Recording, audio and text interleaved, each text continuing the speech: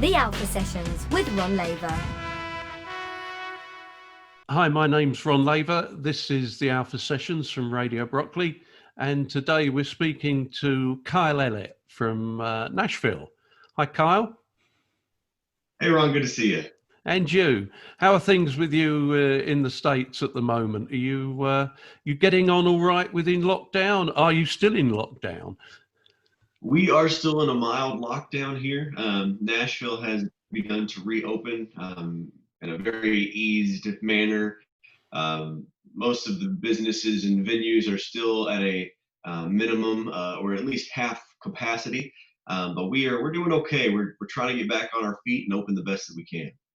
Let's go back to the beginning. Tell me something about your early life. Of course. So a lot of musicians that move to Nashville come from small town USA, or I've met people from across the world that have moved to Nashville to chase the music dream.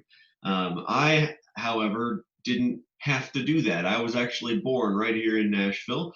So this is my hometown. And it's interesting because a lot of people have the opportunity to have a fan base back home. But this is my home, so it's a little bit different, a little bit more difficult since everybody wants to be a star here.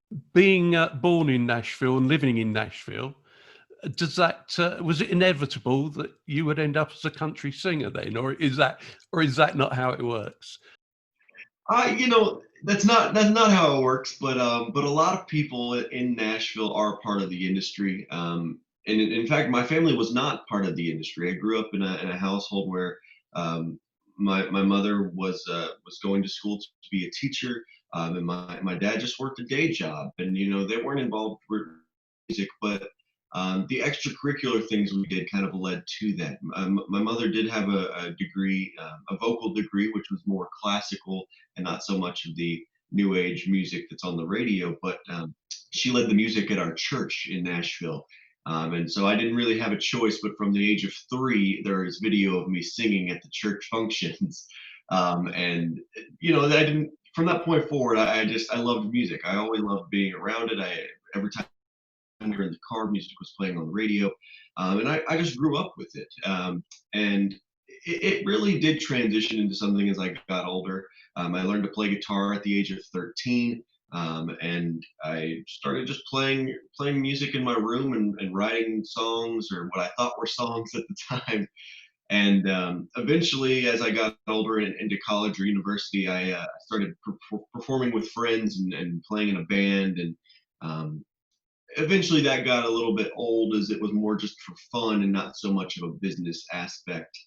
But as I got older, I realized that music had to be a part of my life. There was no way around it. I needed it as an individual to just to be happy. I'm not happy if I don't have music in my life. And when I found that music was not in my life, I realized that I really, really needed it. And that's when I decided to become a solo artist and pursue a music career as my own. I see in your bio that you sang in vocal groups while at college, high school, I think it was. Correct. What are we talking about there? Vocal groups? Is it a cappella? I was part of a men's a cappella group in high school. I did a lot of the choir, and my mother actually became a high school choir teacher. So again, I really didn't have a choice. But I did that all throughout grade school. And when I got to college, I studied vocal performance. So I sang in the college level choirs. And that's kind of where that venture ended, because it's very different. Choral music and classical style is very different from the world that I'm in today. But it taught me a lot of great technique when it comes to vocal performance and how to be healthy about it, because there are some unhealthy things that artists can do that can lead to some severe problems down the road. So are we talking Pitch Perfect, Glee Club? Was it that, or it sounds like it was more classical singing? For most of the part, it was more classical singing. That's just the type of repertoire that you find in those types of settings. The a cappella group was a little bit more Glee Club, but people think when I say the word Glee Club, you think of the TV show Glee. And that's unrealistic. You can't just hit a note on the piano and everybody come in on their note and sing the full song. But it was a lot of fun. I made a lot of friends and really found my passion for music during those years. And I guess, like any other aspiring singer in Nashville, you do other jobs as well. What sort of jobs have you done, or are you doing, in the background while you're trying to break through? Oh my goodness. Well, people ask me, again, this kind of question, and I could sit here all day and tell you the list of jobs that I've had. People like to refer to me as the jack of all trade because I've done almost anything that you can imagine. When I got out of university, I was actually a radio personality. I worked for a radio station outside of Nashville, and as I'm sure you know, there's not much money in radio.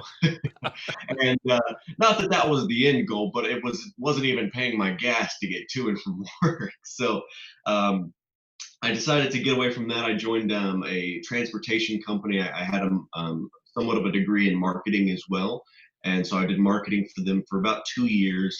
And it was very hard on me because that was the time that I realized that I really needed music in my life, and so I decided to pursue the music career while still working that job. And eventually, it got to the point where I couldn't work there anymore just because I was working crazy hours. Had a really tough time with the boss that I was working with, and was just really strenuous on my mental and physical health. And so I decided to just quit and walk away from it. And I ended up working as a as a manager for an apartment complex. From there, I went on to work as a bartender. I pulled electrical cables on construction sites. And my last job that I had, which is unfortunately had to be put on hold during the virus, I'm a tour guide in Nashville, and I absolutely love that job. Being a Nashville native, which there are not very many of anymore, it really brings forth the meaning of home for me. And I'm a big history buff too, so it ties right into all the things that I really love. And I get to meet new people and show people the city that I live in and that I love so much. And I can't really ask for anything more than that and playing music. So between the two, I make a pretty great living. Yeah, that sounds good. Your first single was released in April 2017, Anymore. How did that happen? How did you move from being just a jobbing singer, songwriter to actually getting and recording and releasing a single? Well, Ron, it's interesting because I'd written songs. I was in a band for 4 years before I became a solo artist, and I'd written songs for them. I'd written songs of my own, and never really put anything out. But honestly, the mistake that I made was releasing the first song that I ever wrote as a solo artist, and that is the song "Anymore." Now, I think it's a great song. I think it has great meaning, and I think it's almost timeless. However, if I could go back, I think I would do things a little differently than I've done them in the past. But the initial idea was when I had that job that I was really struggling with. I'd also gone through a pretty hard breakup at the time, and I said, well, if I'm going to do this music thing, it's either now or never. I'm not getting any younger, and this is the time that I need to do it if I'm going to do it. And so I wrote the song, and I said, I'm just going to put it out into the world and see what happens. From that point forward, I started looking for places to play the song anymore. And most places you have to play at least more than one song to get a gig. But there are wonderful things here in Nashville called Writers' Rounds. And basically, it's a chance for songwriters to promote their original work. And you get the chance to take turns playing songs with other songwriters. There's no money involved. It's all up for exposure and for networking purposes. And that's honestly what it led to, was some great networking connections. I joined a songwriters association. I met some other great songwriters. That led to meeting other artists who invited me to play with them at shows, and then they introduced me to people in the industry, the owners of venues, which led me to getting my own shows. And then from there on, it just kind of snowballed into what it's become today. I have a regular routine gig that I play downtown. I probably played between 2 to 5 shows a week on average when we're not dealing with a pandemic. But it's become a wonderful thing. So that writers' round, they're becoming very popular in the UK as well now. I know you've had them for a long time in the States, but I mean, and they're generally, it's generally a good thing to do. A lot of people enjoy. I enjoy going to them. They're usually quite intimate. It's all acoustic, and you get to hear different people telling their stories and singing the songs. But it sounds like from what you're saying there, that then it's a good experience for you as the performers, because it gives you all that, sort of opens all those doors for you to move on, doesn't it?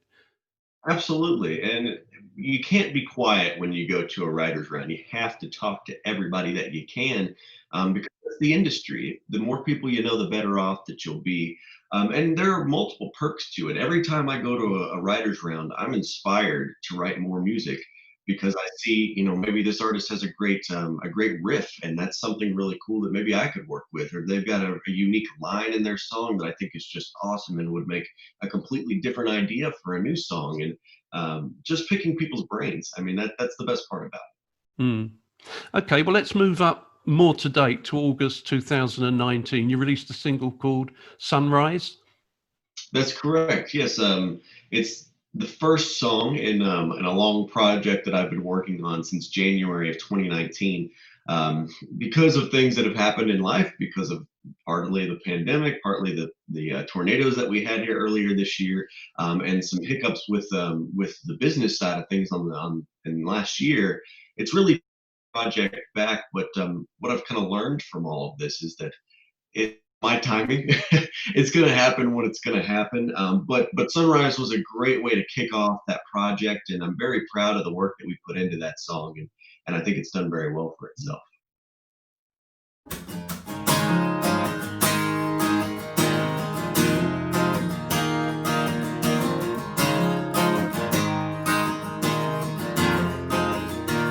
I remember right where I met you, in a corner booth, but you already knew, with those black ribbons holding back your hair in that summertime, feeling the end.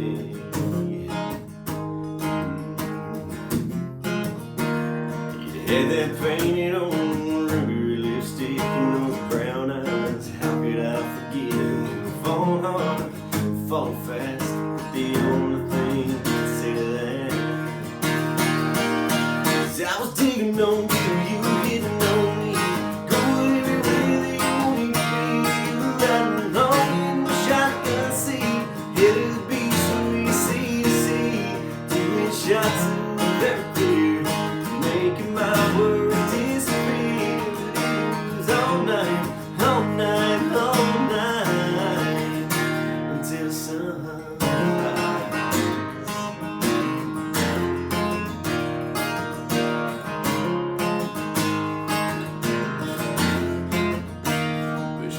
That beach towel like a miniskirt, and your airbrush painted on spring break t-shirt. I took you by the hand, didn't want the night to slip like the grains of sand, and we were lying there with a rising sky and a shooting star to make everything right. We wish we could stay there all night, but I was digging on you.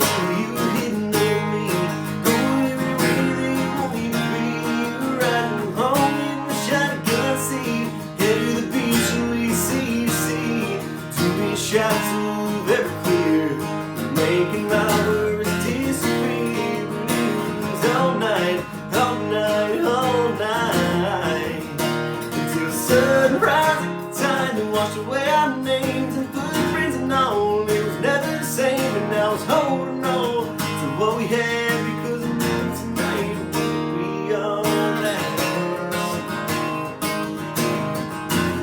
It would be all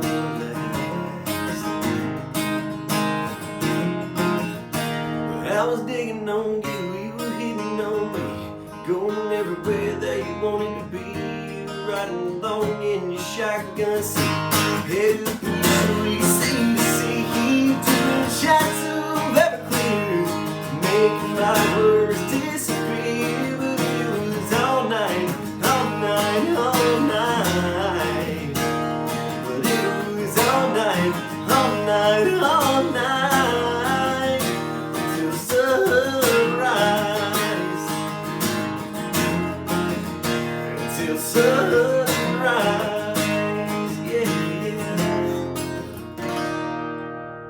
The Alpha Sessions with Ron Laver. I saw on one of your social media feeds that you were playing live in this during this month in June, the 11th. So are you actually? I mean, you alluded to it earlier, but are you actually going out now and playing regularly, or was that just a one-off? Nashville has been closed for the most part, especially the downtown area. They did permit writers' rounds to take place in some of the outer sections of town. So that I believe that's where it was in one of the not downtown bars.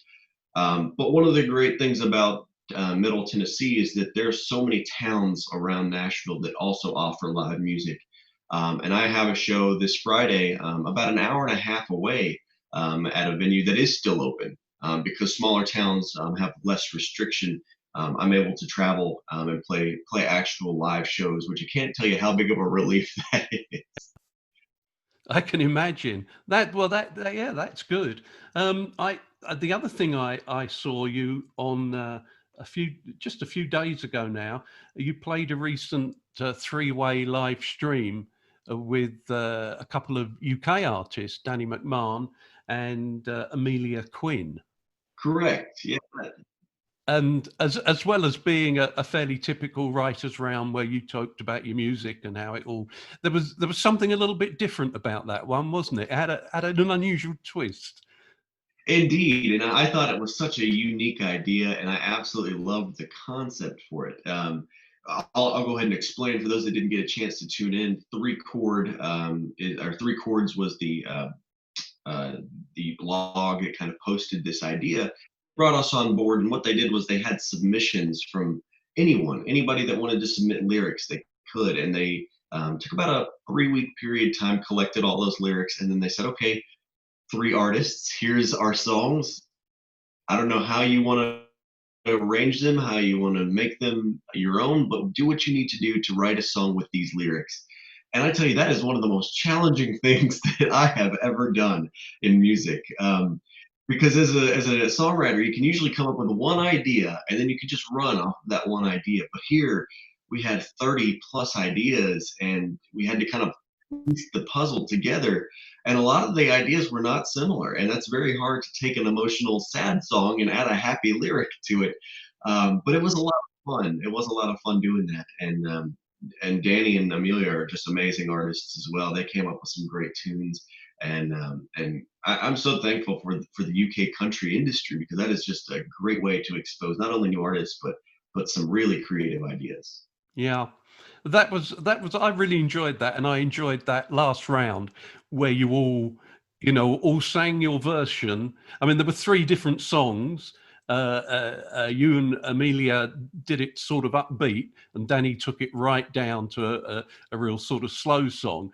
But it was fantastic what 3 different people came up with from a list of, yeah. And I wasn't quite sure what you were being sent, but yeah, you were just sent random lines, weren't you, that had no Right. relation, just anyone could think of a line and send it in. That was absolutely incredible. Luckily, we didn't have to use all of them. I don't know how I would have done it had I had to use all of the lines put together.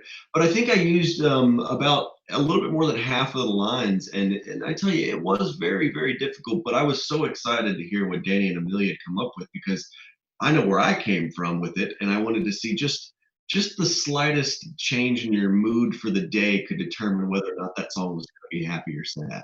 Another thing I saw, I think it was on the same one I saw you playing live in June. You played a song called "I Hate Goodbye," which is one that you've written, and you introduced it as having a Texas vibe Absolutely. rather than a Nashville vibe. How would you describe the difference between the sort of typical Nashville song and a typical Texas country song? No, so the best way I could describe it is if you look back into country's kind of time lock here. We see that back in the old days we had Bakersfield country, which was out of California. You had Nashville country, and there were a lot of different types. I think those things still exist today, but they're much closer. And the differences are not so much of the audible differences as they are the emotional differences. Um, I went to Texas back in January of 2019, and I got the chance to hear a Texas artist perform live. That was the Josh Abbott Band at one of the biggest country venues in the country. And the meaning of the song was not so much of this catchy tune that you didn't even have to know the words to sing along. It was more of a detailed story that when you think of Texas and you think of the cowboys and it's very stereotypical, yes, but a lot of that is still very relevant today. And when they include that just a little bit, you kind of pick up on the tone of their voice and you pick up on the mantra of the words. And it's so subtle that you almost can't tell a difference. But I really could once I really dove in and um, found some artists that I thought really resonated well with that style of country. And so streaming services like Spotify have Texas country playlists, and if you go and you listen to that versus the Nashville country playlist, you really hear a difference. And I love both of them. I can't tell you how much I love Texas country now that I've discovered it. Yeah, I mean, I may be being oversimplified here, but it sounds like you're almost saying that the Nashville sound, and a lot of people say this, is quite pop orientated. It's a close divide, and a lot of the Nashville songs cross over into pop, whereas Texas is maybe a little bit more roots and sort of where the music came from, people telling their stories about their day-to-day lives, without having to get a hooky, catchy tune to it necessarily. Yeah, absolutely. And there's a lot of artists who aren't from Texas who are doing this style as well. But um, I think you hit the nail on the head right there. Is that it doesn't have to necessarily be a catchy song to be a good song. And there are songs in Nashville that are very storyteller, and they're not the catchy style either. But I still think there's a slight difference. Nashville is very by the book and commercialized is a good way to put it, where a song has to be listed as verse, chorus, bridge, chorus. There's a very structured pattern, and not all songs go by that. But if you go and look at any Texas country song, I guarantee you it's a little bit different. You've got verse, solo, verse, chorus, chorus. There's no structure, and I love it. I love that they're just so free, and it really makes for some great music. Is that something you think you might sort of develop more as you go on? I think that I'd love to run with a project like that, and I think that's what I Hate Goodbye is going to turn into. Maybe a 3-song or 4-song project that I could put out that really resonates in the Texas country world, because I love just the differences within country music, and that's one of the reasons why I've actually been pushing really hard in the UK, is because country music is really just developing there, and I think that's an untapped potential reach a very different incline of listeners, because what we like here may not exactly be what you like there, and then that's fine. And I really hope that I can maybe get in on the ground floor of that to make a difference in the country scene. Let's talk then now about you've got a single coming out in August called "Come On Over." That's correct. Tell me about that one. Where the background on that? Sure. So it's also part of this process of this new project that I've been working on. The whole project itself is called Love Hangover, and that's the last song that I released. But if you listen to the songs as they come out, there actually is some continuity with it. Sunrise is about meeting someone and it being so great and having this opportunity to love somebody, and then Love Hangover talks about how it went so wrong so fast. Come On Over is an extension past that. It's kind of the grieving state of the situation where a couple has ended their relationship, but in maybe one of their minds, hey, if I'd have done this, or I've changed just a little bit and maybe things would work now. It's a way of saying, well, if you come over, then we can make this work. We can fix what's broken. And I think a lot of people can really relate to that. And the people that I've had the chance to promote it to, or to get some feedback from my mentors, have really said that they can relate to it very well. So I'm very excited about it. It is, and this story is somewhat of my own. It's not necessarily 100% true, but I didn't just want to write the music for me from my perspective. I wanted to write it for other people as well. So I hope people can really connect to the songs, because that's one of the main reasons why I do what I do.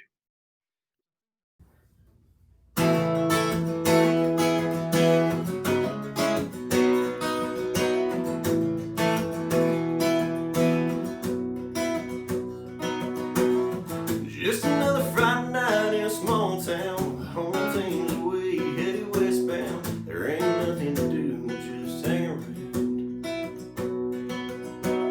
You can't turn back the hands on the clock. You wanna rewind, you wanna make it stop. But don't miss your chance, you better take your shot.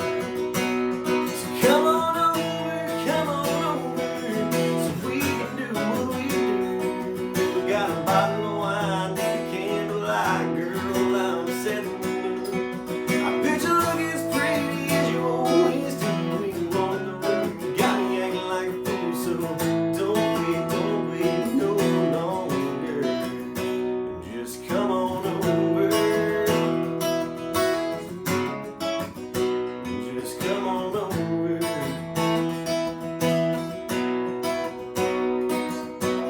I head into town on my own Ford. Gotta pass right by your front door. Girl, can't do it no more. A little hooked on you, yeah, sure would. Remember, girl, getting me the kind of buzz you love to feel. It was something real, so real. So come on over, so we can do what we do. I got a bottle of wine and a candlelight, girl, I'm setting the mood. I bet you look as pretty as you always do when you walk in the room. You got me acting like a fool, so don't wait no longer. Just come on over. Just come on over. So come on over, like you used to. That old bottle of wine's empty, and the candles burned out too. There ain't no doubt in my mind, you're just as beautiful as the last time that I saw you. Same old me, same old fool. Just trying to get you to come on over. Just come on over. So come on over, so we can do what we do. I got a bottle of wine and a candlelight, girl, I'm setting the mood. I bet you look as pretty as you always do when you walk in the room. You got me acting like a fool, so don't wait no longer. I said don't wait no longer. Just come on over. Just come on over.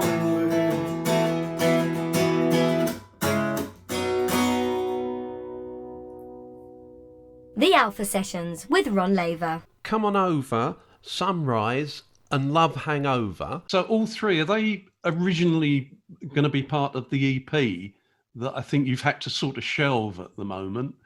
Yes, at the end of there's 6 songs that I've been producing since January of 19, and they will all eventually be put back into one big project. The idea is to release them individually for a couple of reasons. One, take less financial strain on myself because it's not cheap. But two, in today's world, not many artists release big projects anymore, and I think there's some strategy behind that. If I were to release a 12-song album, how many of those songs would you actually take the time to really delve into and listen to? And the answer is probably not many, maybe 2 or 3 on the full album that you would be really into. But releasing songs single by single now forces listeners to actually indulge in each song and to really take the time to listen. And not that I don't want to release more music. I have tons of stuff that I would love to release right now, but it's a waiting game, and it's really a way to show people, hey, this is how I'm progressing.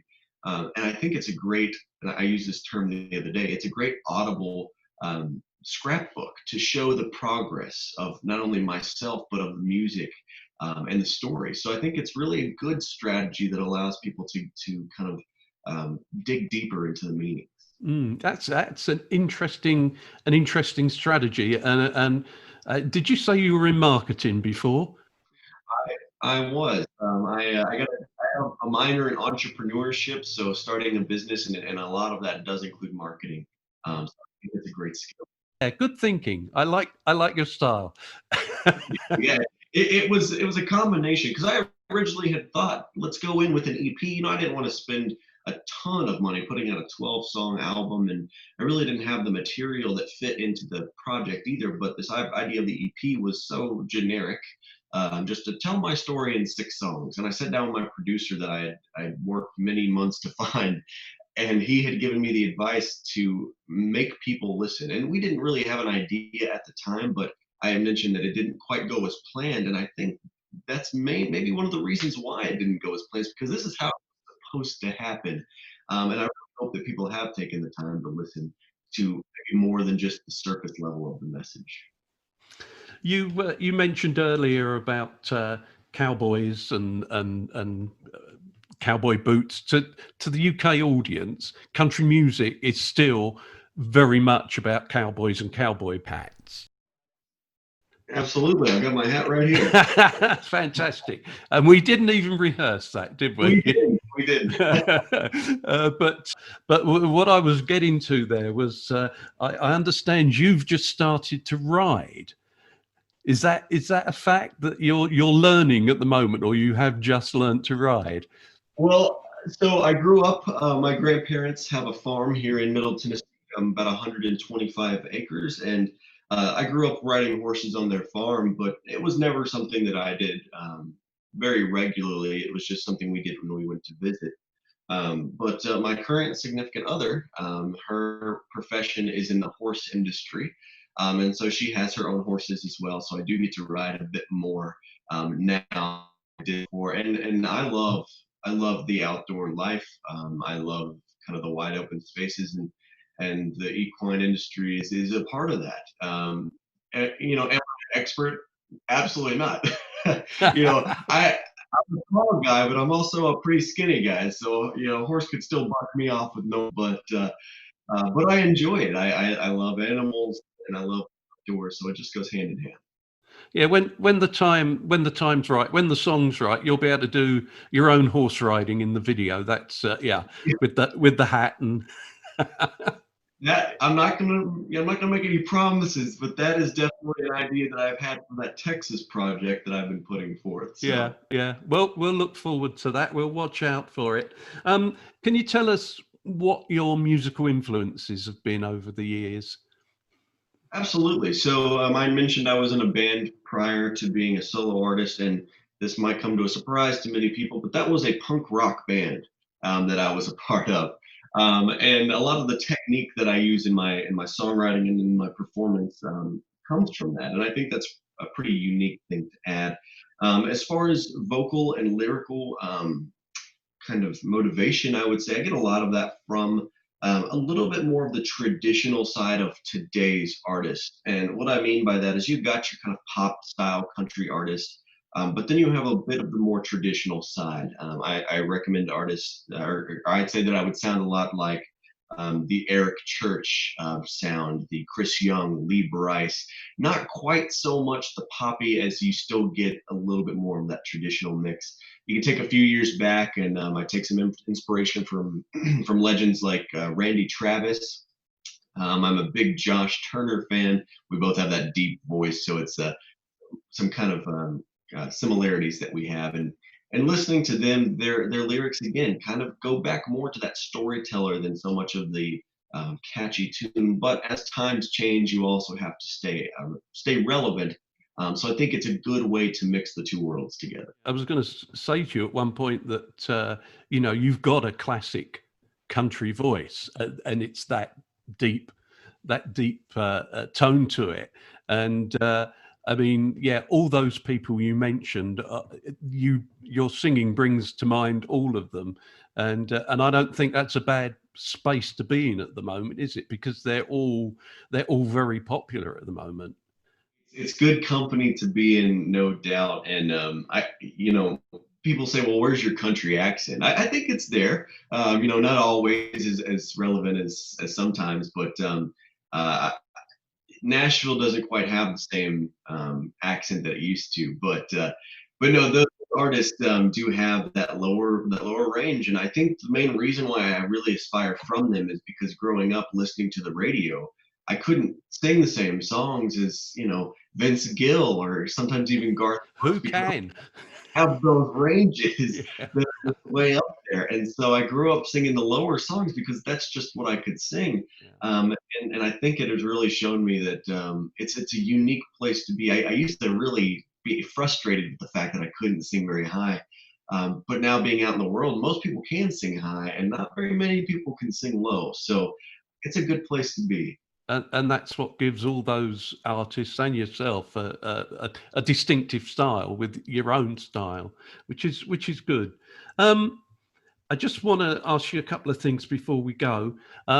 This one we like to ask people, just interested what you'll say. If you could do a dream gig anywhere in the world, with performing with other artists, any artists, dead or alive, and maybe collaborate with them and be on stage together, who would you like to work with, and where would you like that performance to be?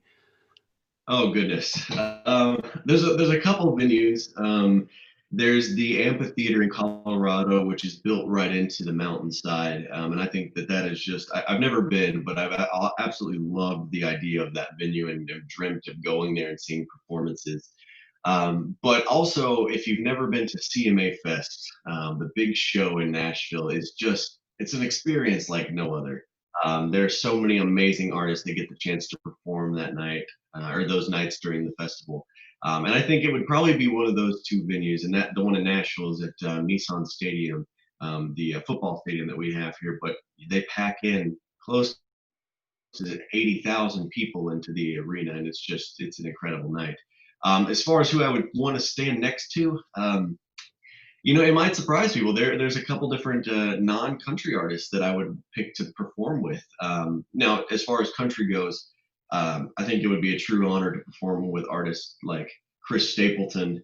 I think that would be just unbelievable. I know that some of the artists are a bit older. I know Randy Travis doesn't get the chance to perform anymore, but he's been one of my biggest influences since I was a kid. Of course, Garth is just the monster of the industry. But for non-country artists, I've always been a huge fan of John Mayer and his guitar playing. I love his style, so I think that would be a true treasure as well. Wow, that's interesting. I like all those choices. Yeah, I'm with you on that. So what's in the future for you now? What are the plans? The lockdown is not helping anybody, but let's look beyond that. And what are your plans, and how do you see things going from here? Well, I had originally planned a tour back in the springtime of this year, and obviously things have not gone as we planned. So had to postpone that. And looking at the venues, I don't know if that's going to be able to come back together, but I'm doing my best to try and put those pieces back together so we can get that tour rolling. That would be a New England tour up in the Boston, Rhode Island area, and it would be about a 3-week long tour, which I'm pretty excited about. But I am looking to go even worldwide. I would love to come play a month's circuit over in the UK and just bounce from town to town and play solo gigs. I don't have to sell out arenas, especially not right now. I kind of love where I'm at. I get to be my own artist on stage by myself, doing my own thing. But that's really the idea of where I would love to be this time next year, is traveling the world, playing gigs, and just making an honest living at it. I love what I do, and I love to share what I do with other people. And I hope that people like hearing what I have to share. There are some really nice venues in the UK that either specialize in country or regularly have country artists in, and I can see you going down well in those sort of venues. So it would be really nice to see you over here. And there are some amazing festivals that happen over there that I would Oh love to yeah, be part of. Absolutely love to be a yeah, part of those. absolutely, yeah. Hopefully working with like Scarlet River and some other promoters and having these sessions with you and other interviews in the UK. Hopefully we can make that a possibility, and I would love to turn it into a reality. Okay, well, if you do come to the UK and you're in the London area, which is quite a strong possibility, I would say, Sure.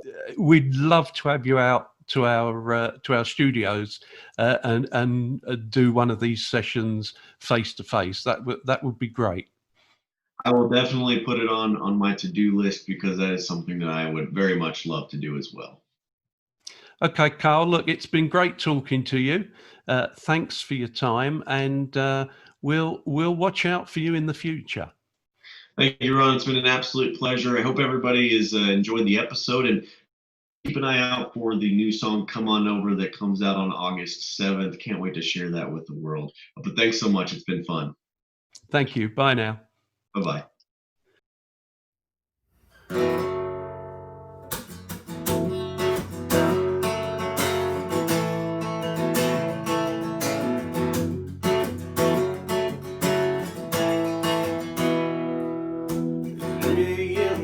Shutting down, but I ain't drunk enough to go home right now. Girl, tonight I'm trying to drown every piece of you that's been bringing me down.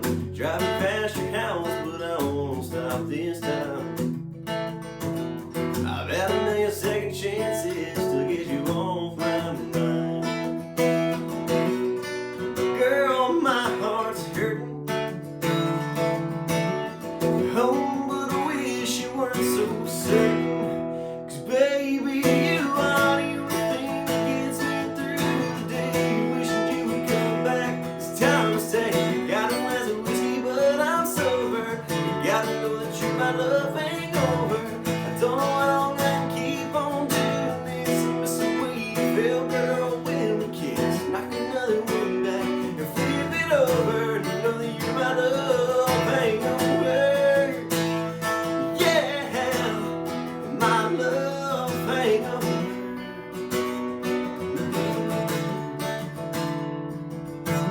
We're going out for the first time and it feels like forever. Remember how we used to talk about how we never say never. With this Jack and Coke in this Tennessee weather, are gonna get me out and try to find something better. Girl, this ain't working. Oh, but this time I'm certain. Baby, you are the only thing that gets me through the day. Wishing you would come back. It's time to say, got a glass of whiskey, but I'm sober. You gotta know that you're my love hangover. I don't know how long I can keep on doing this. I miss the way you feel, girl, when we kiss. Knock another one back. Flip it over, you know that you're my love hangover. Yeah, my love hangover. 'Cause baby, you are the only thing that gets me through the day. Wishing you would come back. It's time to say, got a glass of whiskey, but I'm sober. You gotta know that you're my love.